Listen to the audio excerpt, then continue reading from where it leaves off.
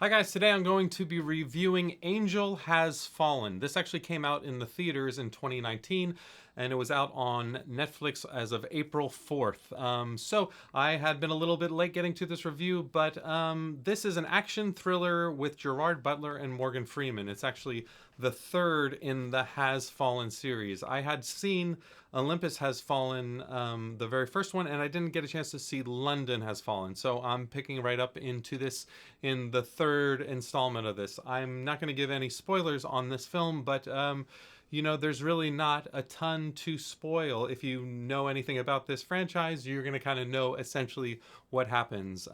This film is an action thriller, and it wastes no time getting right into the action, as we are introduced in the very first scene to Mike Bannon looking super grizzled in the middle of some sort of a war, and he's fighting and killing bad guys and doing what he does best, and it turns out that that is just a training program, and he's just kind of like, trying to keep himself in shape as it looks like he's kind of ending towards his career and looking at whether he wants to take a desk job and, kind of hang up the gun or however you do it when you're a Secret Service guy.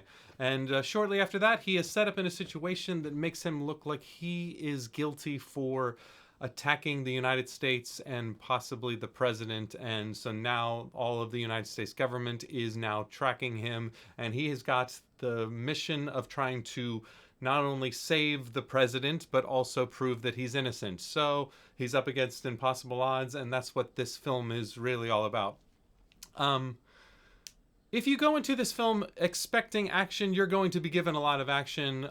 It's actually very well done. The action is. It's done by Rick Roman Wan is the director, and he's got a real big background in stunts and just directing a few films. But he did a really good job with this film in terms of the pace of the action, the sequencing of the action. You get a really nice sense of the geography of the space, which I always appreciate in these big action blockbusters. So you are not just kind of bombarded with the metals and guns and explosions going everywhere. You kind of understand where the enemy is and where the good guy is, and you can kind of get a really good sense of the geography of the space. So the action is very well done in this. The thriller elements I would like to see a little bit stronger. There's really not a lot of intrigue in the plot of this, and the villain is incredibly obvious, maybe due to casting.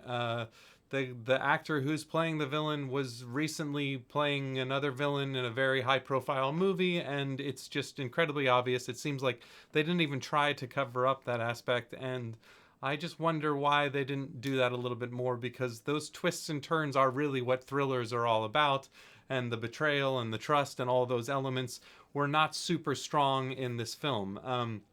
Martin Scorsese had, talked about cinema being kind of no longer today, but now films are like amusement park rides, and this is a perfect example of an amusement park ride movie.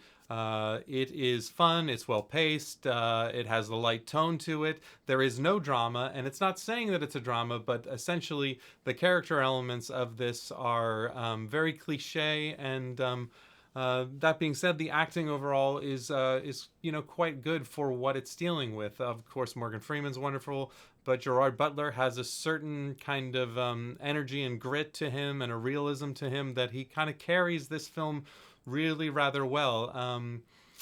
There's a few other supporting roles, like Jada Pinkett Smith, who she kind of always had bothered me in some of the acting moments of this, and she does what she does in this film, so that could have been a little bit stronger. But Gerard Butler kind of does what he does.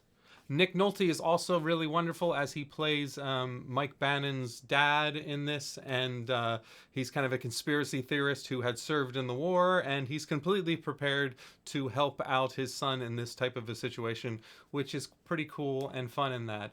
Overall, I'm going to give this movie a C+. It's definitely watchable if you don't expect too much.